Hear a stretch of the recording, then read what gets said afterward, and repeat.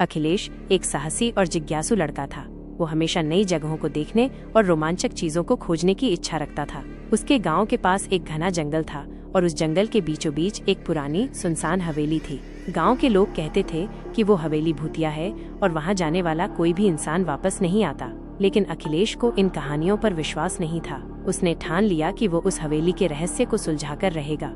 हवेली का प्रवेश द्वार। एक दिन सूरज ढलने के बाद अखिलेश अपने दोस्तों को बिना बताए जंगल की ओर निकल पड़ा। उसके हाथ में एक टॉर्च थी और दिल में रोमांच की लहरें दौड़ रही थीं। जैसे जैसे वो हवेली के करीब पहुंचा, हवा ठंडी और भारी महसूस होने लगी। हवेली के विशाल लोहे के दरवाजे जंग लगे हुए थे, लेकिन हल्के से धक्का देने पर वे करड़ की डरावनी आवाज के साथ खुल गए। अखिलेश ने टॉर्च जलाकर अंदर कदम रखा। हवेली के भीतर घना अंधेरा था और चारों ओर धूल जमी हुई थी। दीवारों पर पुराने चित्र लगे थे जो समय के साथ फीके पड़ चुके थे।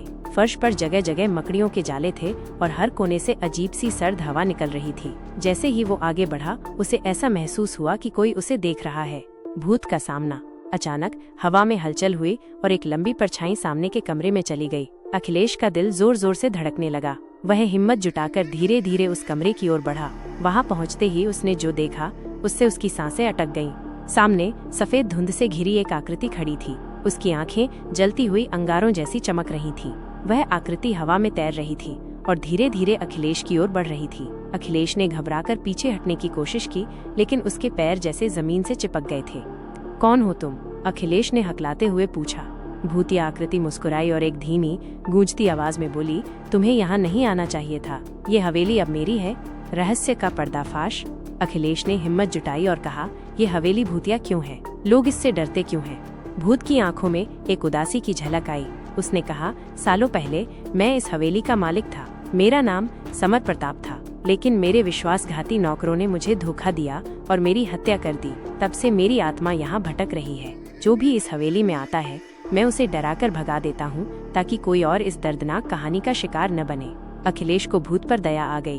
उसने पूछा, तो फिर तुम्हारी आत्मा को शांति कैसे मिल सकती है? भूत ने कहा, अगर कोई मेरे साथ न्याय करेगा और मेरे हत्यारों को सजा दिलाएगा तो मैं मुक्त हो जाऊंगा। अखिलेश ने वादा किया कि वो इस रहस्य का पर्दाफाश करेगा। उसने गांव जाकर बड़े बुजुर्गों से हवेली के इतिहास के बारे में पूछा।